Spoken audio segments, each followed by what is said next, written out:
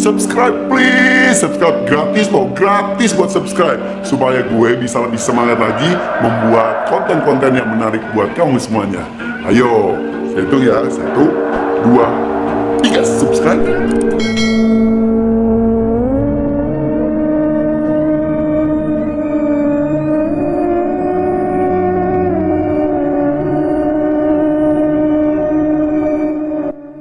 Assalamualaikum warahmatullahi wabarakatuh. Untuk cerita kali ini, menikah dengan lelembut pada bagian ke-1. Mimpi buruk di rumah baru. Semoga kita nggak perlu lama tinggal di sini, kata istriku ketika kami berjalan menuruni jalanan menuju rumah yang ibuku pinjamkan kepada kami. Amin. Kita usaha terus, pasti ada jalannya punya rumah sendiri, jawabku, sambil menggendong tas besar di pundak. Perjalanan kami menuju rumah itu cukup panjang, melalui 2 turunan dengan pemandangan kebun dan sawah. Dari jalan utama kami menempuh 15 menit dengan berjalan kaki, sampai akhirnya sampai di rumah itu. Rumah itu terletak di tempat terpencil. Pemandangan sekitar begitu asri dengan pohon-pohon besar mengelilinginya. Tapi ada keresahan-keresahan yang muncul. Bagaimana jika terjadi sesuatu dengan istriku? Siapa yang akan menolongnya? Sebab rumah itu jauh dari rumah penduduk lainnya. Tapi mau gimana lagi? Kami tidak punya pilihan lain. Kami menikah dengan modal dengkul. Aku pun belum memiliki pekerjaan tetap. Ingin sekali aku merantau ke Jakarta, tapi belum ada modal yang cukup. Untungnya ibuku dengan baik hati meminjamkan rumahnya kepada kami untuk ditinggali. Sementara pamanku juga berbaik hati memberikan pekerjaan di sebuah pasar. Itu adalah pilihan terbaik bagi kami untuk saat ini. Konon, ini rumah warisan buyut yang belum sempat ditinggali, lantaran ibuku tinggal di rumah milik ayah. Rumah ini berdiri di sebidang tanah yang cukup lumayan luas, namun rumahnya sendiri berukuran cukup kecil. Bagian dalamnya hanya terdiri dari 1 ruang tamu dengan meja besi tua, peninggalan zaman Orde Lama, dan 2 kamar tidur di sisi kanan dan kiri. Di belakang terdapat dapur dan kamar mandi. Catnya dikombinasi warna hitam dan putih. Pintu utama merupakan 2 daun kaca disandingkan dengan 1 kaca yang besarnya sama setiap sisinya. Aku dan istriku memilih kamar yang berada di sisi kanan ruang tamu. Alasannya, kamar itu memiliki jendela yang menghadap depan rumah, sehingga kita merasa udara akan lebih segar di sana. Berbeda dengan kamar belakang yang dingin dan lembab. Setelah meletakkan beberapa barang, istriku langsung ke dapur. Ia membuat teh hangat dengan beberapa teh tubruk dan gula yang kita bawa. Sementara aku membawa kertas dan menaruh pakaian di lemari yang papanya sedikit berdebu. Semua perabotan tersedia di dalam rumah, jadi kami hanya membawa baju dan beberapa barang pribadi. Seusai memasukkan pakaian, istriku masih di dapur. Ia kesulitan menyalakan api dari bakar karena kondisi lantai yang masih tanah cukup lembab. Ya, seperti sebagian besar penduduk desa ini, memang masih menggunakan kayu untuk memasak. Aku menunggu istriku sembari duduk-duduk di ruang tamu. Di sana aku merasakan suasana sejuk dan kesunyian panjang. Tidak lama kemudian aku tertidur dan larut dalam mimpi. Tiba-tiba suara langkah kaki seorang yang keluar dari kamarku membuatku terbangun. Mulanya aku mengira itu istriku, namun ternyata bukan. Perempuan itu berambut panjang. Sempat kulihat raut wajahnya masih sangat muda. Wajahnya pribumi dan cukup cantik. "Kamu siapa? Kau ada di sini?" Aku bertanya kepadanya. Perempuan itu tidak menjawab. Ia malah tersenyum dan berjalan ke arahku lalu duduk tepat di sebelahku. Ia mencengkram lenganku dengan cukup erat. Hanya saja, aku merasa ada yang janggal. Saat aku ingin melepaskan cengkramannya, rasanya begitu berat. Badanku terasa lunglai. Angin berembus ke dalam ruang tamu. Rambut perempuan itu berayun. Seketika itu, wewangian meruap. Aku tidak tahu pasti wangi apa, tapi aku seperti diasing dengan wewangian itu. Kembang melati. Jantungku berdebar cepat. Aku mulai dihinggapi ketakutan, melihat kondisi sekitar menjadi gelap. Seakan-akan hari sudah malam. Aku cemas, panik, dan takut. Namun perempuan itu masih memegangi lenganku. Dengan segala macam upaya, akhirnya aku bisa menggerakkan tanganku. Aku berusaha melepaskan tangan perempuan itu. Aku terkesiap saat tangannya menjadi terasa dingin dan kasar. Perasaanku kian tidak enak. Sialnya, aku tidak bisa berbuat apa-apa selain memanggil-manggil nama istriku. Titi, tolong Akang, teriakku, memanggil nama istriku. Tapi aku tak mengerti betul saat itu suaraku benar keluar atau tidak. Sama sekali tidak ada jawaban. Aku mengulanginya beberapa kali dan lebih keras. Namun, tetap saja tidak ada jawaban. Sedangkan suasana di sekitarku semakin gelap. Kini aku tidak bisa melihat apa-apa lagi. Tangan perempuan itu kembali menguatkan cengkramannya di lenganku. Dengan sekuat tenaga aku memberontak. Sampai pada akhirnya aku mampu melompat dari tempat duduk. Mataku terbuka, lalu kulihat sekeliling. Ternyata aku masih di ruang tamu. Matahari tampaknya sudah mulai bersinar di luar sana, dan istriku sudah berdiri di belakangku. Ia terkejut melihatku, sama terkejutnya dengan aku melihatnya. "Akang kenapa?" tanya istriku. Aku tersadar, semuanya hanya mimpi.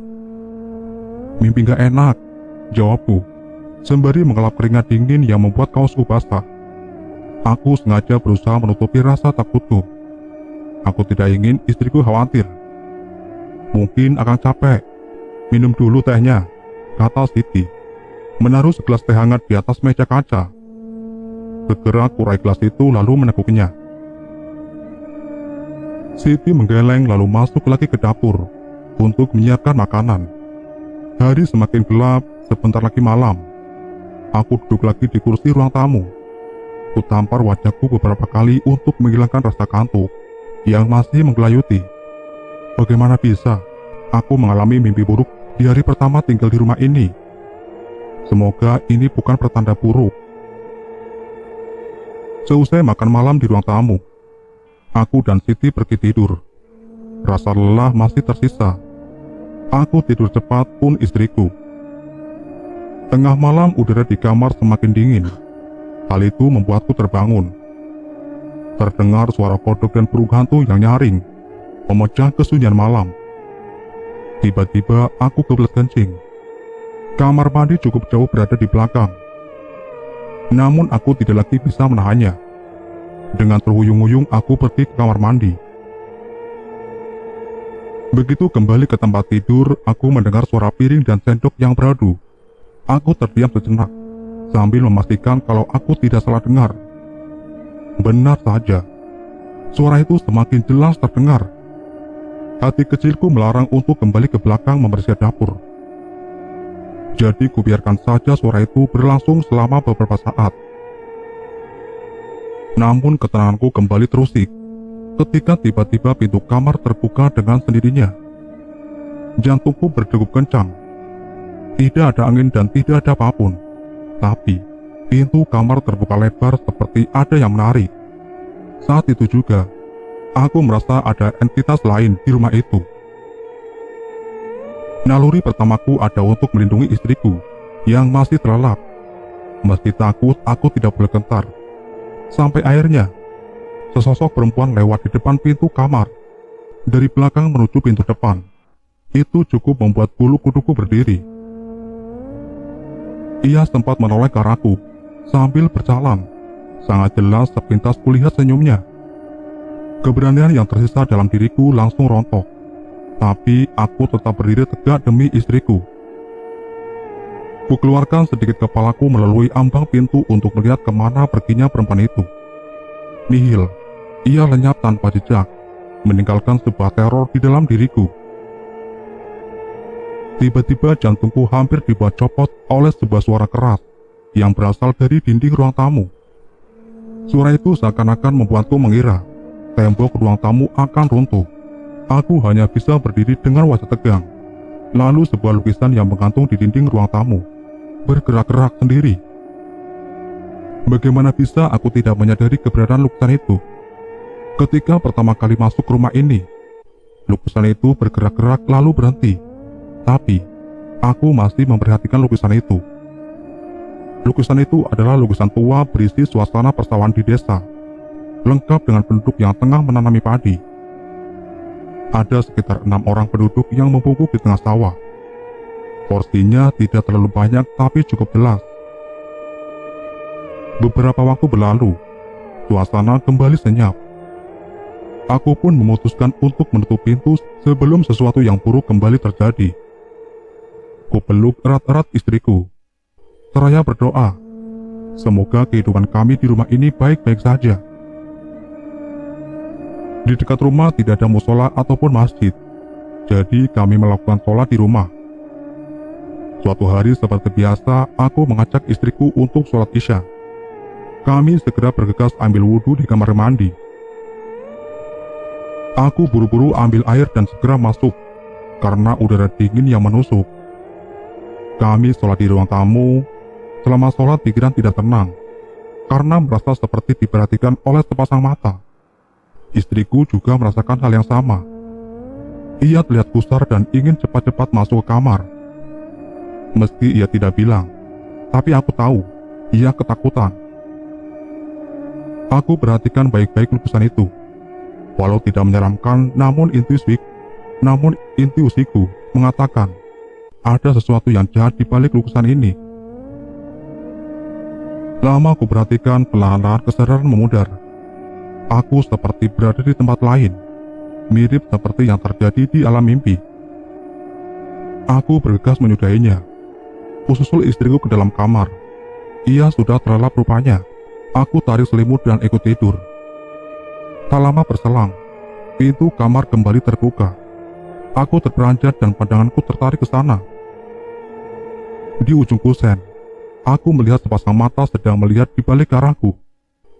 Tidak jelas wujud pemilik sepasang mata itu. Semuanya terlihat buram seperti ada kabut pekat. Entah ada yang salah dengan mataku, atau memang situasi rumah ini berubah 180 derajat. Aku memutus pandanganku dan menyembunyikan wajah di dalam selimut. Deru nafasku membuat udara di dalam selimut jadi panas. Aku berdoa sebisaku, memohon perlindungan. Tapi ketika aku selesai berdoa, sepasang mata itu muncul di dalam selimut, tepatnya di sela-sela betisku.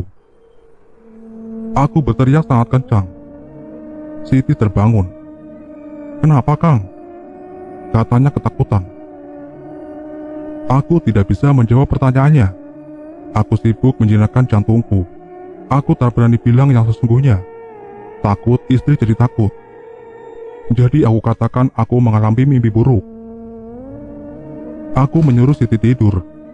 Padahal sampai subuh aku terjaga. Dengan situasi diteror oleh sosok tak kasat mata, aku harus tetap menjalani kehidupanku. Pagi-pagi sekali aku pergi ke pasar untuk bekerja dan pulang malam hari. Lelah rasanya, harus berjalan kaki setiap hari. Tapi aku tidak pernah mengeluh kepada istriku. Seiring berjalannya waktu, sikap istriku mulai berubah. Tebakanku ia mulai kesepian ditinggal di rumah itu. Perlakuannya terhadapku jadi dingin. Kala aku pulang malam, kutemui dia duduk di ruang tamu, menungguku dengan wajah marah. Saat aku hampiri, dia langsung masuk ke dalam kamar, tanpa mengatakan apapun. Meja makan di dapur pun kosong. Terpaksa, aku tidur dalam keadaan lapar. Pagi harinya, Siti berlaku seperti biasa. Ia kembali ceria dan menyambutku dengan senyuman dan sarapan. Sangat mesra, seakan malam tadi tidak terjadi apa-apa. Aku memakluminya. Wajarlah kalau dia marah, kalau aku pulang malam. Namun kondisi bertambah buruk. Siti kini mulai marah dan melempar barang-barang ke arahku tiap kali aku pulang malam. Keributan tidak bisa dihindari. Aku membela diri lantaran aku pulang malam karena aku bekerja. Tapi Siti mulai curiga kalau aku bermain dengan seorang wanita lain di pasar. Aku tidak terima dituduh seperti itu. Hubungan kami mulai renggang. Aku tidak lagi menyapa dan makan sarapan yang dibuatkan oleh Siti. Pertengkaran terus terjadi dan semakin parah. Aku akhirnya bisa ranjang dengan Siti. Aku tidak bisa tidur dengannya. Aku putuskan untuk tidur di kamar satu lagi dengan beralaskan tikar. Melewati tengah malam, aku terkejut oleh sebuah tangan yang mengelus ke lenganku. Begitu aku berbalik, sosok perempuan cantik berdiri di hadapanku. Tidak sekalipun aku mengenalnya, tapi ia sepertinya mengenalku. Perempuan itu menggodaku. Aku ingin menolak, tapi tidak bisa. Aku menuruti keinginan perempuan itu. Keesokan paginya, Siti menemukanku tidur telanjang di kamar belakang. Ia marah dan memutuskan pergi dari rumah. Aku marah terhadap diriku sendiri. Bagaimana bisa aku bisa melakukan itu? Dan yang lebih aneh, siapa perempuan itu? Dan kemana perginya dia? Seharian itu aku tidak pergi ke pasar. Aku duduk di ruang tamu memikirkan apa yang baru saja terjadi. Tidak bisa dielakkan lagi kalau semalam aku bersetubuh dengan sebangsa jin. Aku bingung harus minta bantuan ke siapa. Tidak mungkin aku pergi ke orang tuaku. Malu rasanya. Begitu malam tiba, keanehan pun terjadi. Dari kejauhan aku mendengar suara musik tradisional. Makin lama terdengar jelas. Orang-orang asing berpakaian adat berdatangan ke rumahku. Wajah mereka hampir sama, pucat dan bermata besar. Aku berdiri dan berusaha pergi, tapi beberapa orang perempuan parubaya bertubuh agak gemuk menahanku. Mereka melukis wajahku, sehingga ketika selesai di seluruh wajahku putih dan aku mengenakan pakaian adat serba emas. Ruang tamu rumahku mendadak berubah menjadi pelaminan, lengkap dengan dekorasi serba emas dan tamu undangan. Sosok perempuan cantik mengenakan kemben serta penutup kepala emas masuk. Perempuan itu adalah perempuan yang semalam tidur denganku. Ia mengajakku duduk di pelaminan dan menyalami tamu yang datang. Aku seperti orang linglung dan menurut saja. Para tamu makan sesajian dengan lahapnya. Sementara aku tenggelam dalam cengkeraman perempuan misterius ini. Pesta berlangsung cukup lama sampai akhirnya orang-orang membawa obor. Ada sekitar 6 orang. Mereka semua menghampiri aku dan perempuan itu dan memanggil-manggil nama Nyai Purnama. Itu sepertinya nama perempuan itu. Salah satu dari 6 orang itu berbicara dengan Nyai Purnama. Aku tidak begitu mengerti bahasa mereka. Namun setelah berbicara, Nyai Purnama menoleh dengan tersenyum padaku. Ternyata itu adalah pertanda kalau kami akan diarak keliling desa. Entah desa yang mana. Aku bagaikan setengah bermimpi. Kebun-kebun kosong dan hamparan sawah yang meliling rumahku berubah jadi sebuah pedesaan lengkap dengan orang-orang desa yang menyambut arak-arakan kami. Aku dan Nyai Dia ditandu menggunakan semacam kereta kuda berukir naga. Namun alih-alih menggunakan kuda, para orang-orang membawa obor itu menandu kami. Tak kusangka di balik badan kurus dan wajah tirus dan pucat, terdapat tenaga besar menyaingi 2 ekor kuda. Perjalanan yang kami alami benar-benar magis. Aku bagai seorang pangeran dari kerajaan yang disambut meriah oleh rakyatnya. Satu persatu, wajah misterius yang menyoraki kami, kuperhatikan baik-baik. Ada satu kesamaan pada wajah mereka, yaitu mereka tidak beralis.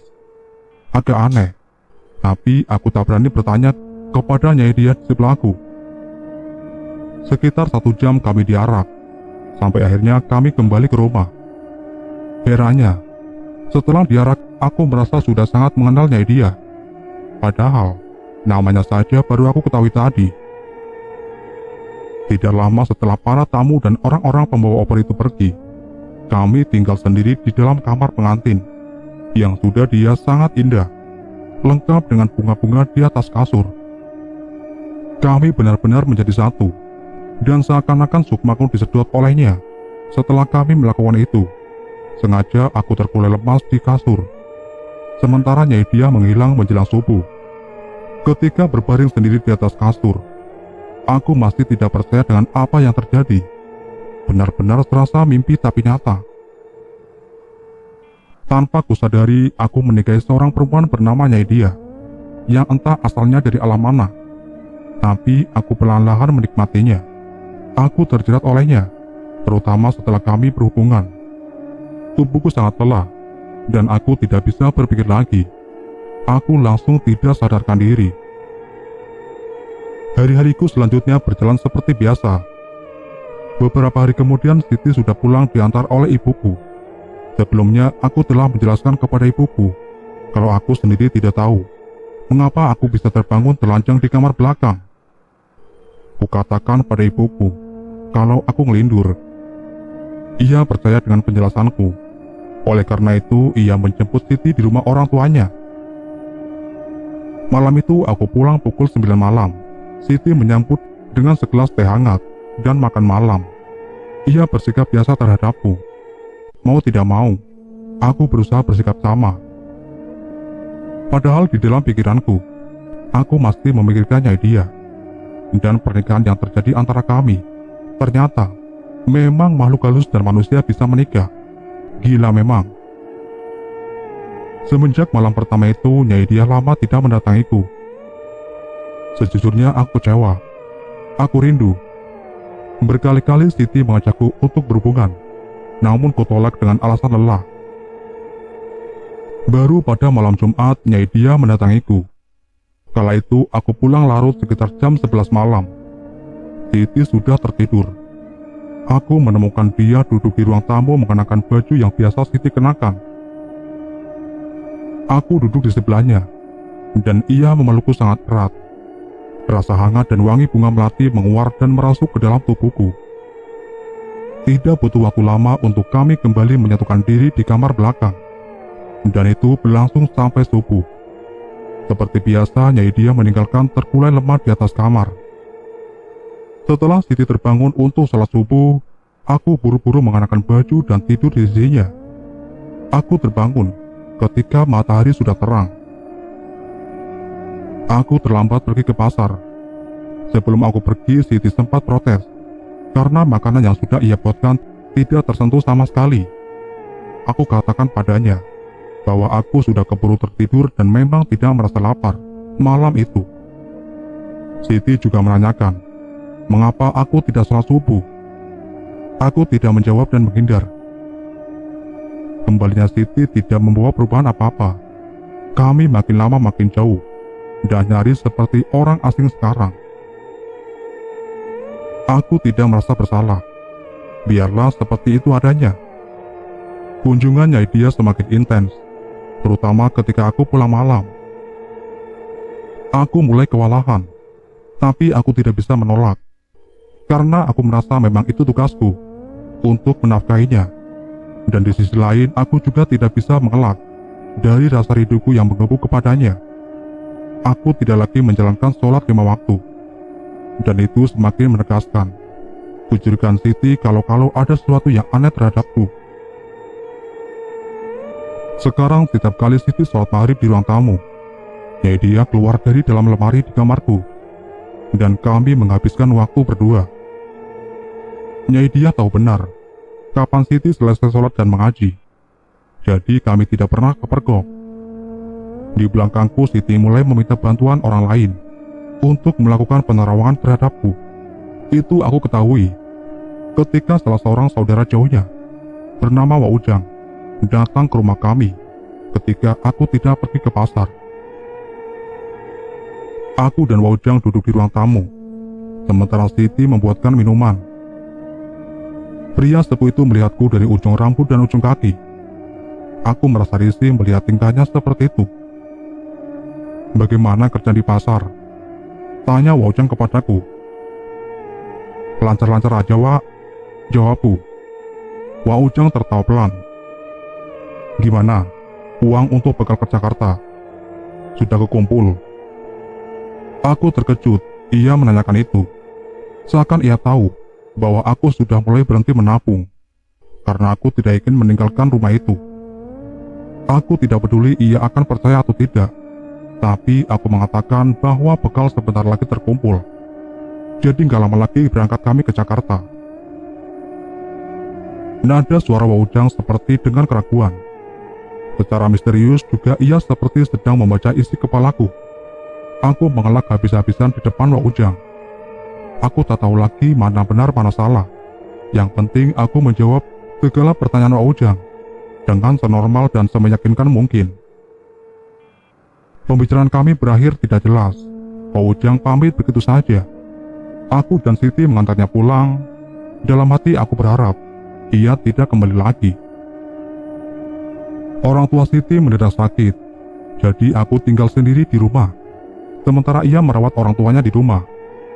Siti adalah satu-satunya anak perempuan di keluarganya. Jadi merawat orang tua sakit merupakan kewajiban yang tidak bisa ditampik. Kepergian Siti memerdekakan aku dan Nyai Dia. Kami benar-benar seperti suami istri yang sungguhan. Begitu pulang ke rumah, berbagai macam makan tersedia di atas meja makan, dan aku memakannya dengan lahap. Keesokan harinya itu terjadi lagi dan lagi. Aku semakin kelelahan, belum sempat mengembalikan stamina aku. Energinya terkuras habis, sampai padat lelah, dan Nyai Dia tetap memasakku, seperti budak melayani majikannya. Situasi mulai normal ketika Siti pulang. Selama ada dia di rumah, Nyai Dia jarang mengunjungiku. Rupanya ia takut dengan Siti, keberadaan Siti di rumah. Sekembalinya ke rumah, Siti mengeluhkan mimpi buruk yang kerap ia alami. Ketika kutanya, ia bilang kalau di dalam mimpi, ia seperti didatangi oleh seorang laki-laki bertubuh besar dan berbulu lepas seperti sosok genderuwo.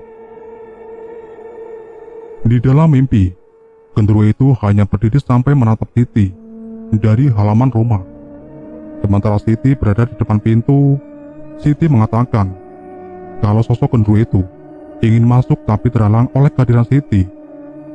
Mimpi buruk itu semakin membuat Siti giat menjalankan sholat. Ia pun tidak pernah absen untuk berdoa agar kami selalu selamat dari mara bahaya. Aku ingin menemaninya sholat, tapi aku tidak bisa. Aku terganjal sesuatu. Padahal Siti sudah berulang kali mengajak, tapi aku terus menolak. Sesuatu yang mengejutkan terjadi. Aku menemukan Nyai Dia duduk di ruang tamu bersama sosok makhluk besar berbulu dan bermata merah seperti sosok yang ada dalam mimpi Siti. Aku duduk di hadapan mereka dengan wajah penuh kengerian. Sekujur tubuhku terasa dingin. "Dia adalah buah hati kita," kata Nyai Dia. Aku kaget dan tidak terima. Bagaimana makhluk mengerikan itu adalah anakku? Aku terpekik pelan dan lari meninggalkan mereka. Di dalam kamar Siti sudah terlelap, namun tangannya masih memegang tasbih. Aku berbaring di sebelahnya. Rasa dingin di tubuhku sedikit demi sedikit hilang. Tapi dari ruang tamu terdengar suara auman kencang sebanyak 3 kali. Aku membaca auman itu sebagai sebuah panggilan dari makhluk itu untukku. Dan setelah auman ketiga, samar-samar, aku mendengar makhluk itu memanggilku Bapak. Aku menutup kedua telingaku. Aku tidak mau dengar. Aku mengutuk diriku sendiri. Apa yang telah aku lakukan? Tanpa kusadari, aku telah bersekutu dengan makhluk halus hingga melahirkan anak dari bangsa genderuwo. Mimpi buruk Siti terus berlangsung dan berubah menjadi sebuah teror. Tapi Siti sama sekali tidak gentar. Di dalam mimpinya berkali-kali makhluk itu ingin masuk ke dalam rumah, tapi ia tidak mundur sedikit pun. "Kalau aku takut, maka rumah tangga kita jadi taruhannya," kata Siti kepadaku.